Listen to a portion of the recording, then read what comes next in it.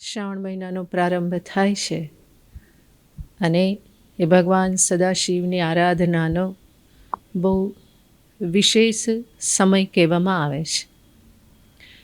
ભગવાન સદાશિવના ગુણોનું ગાન કરવું, એમની લીલા કથાનું શ્રવણ કરવું, એમના ભજન કીર્તન કરવા, આ બધાને ભગવાન સદાશિવની આરાધનાનો એક પ્રકાર જ કહેવામાં આવે છે.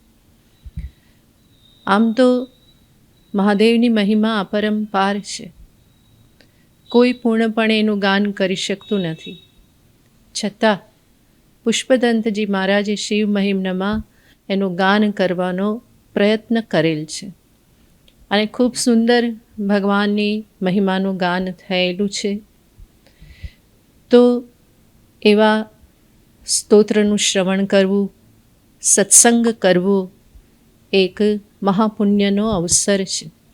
ભગવાન મહાદેવની, સદાશિવની, આશુતોષ ત્રિલોચનની કૃપા પ્રાપ્ત કરવાને માટે જરૂર એમની લીલા કથાનું શ્રવણ કરવું જોઈએ. એમની મહતી કૃપાથી જ સર્વના જીવનમાં સર્વ કંઈ શુભ સુખ પ્રાપ્ત થાય છે. તો આવા પુણ્ય અવસરનો લાભ જરૂર લેવો જોઈએ. મહાદેવ મહાદેવ.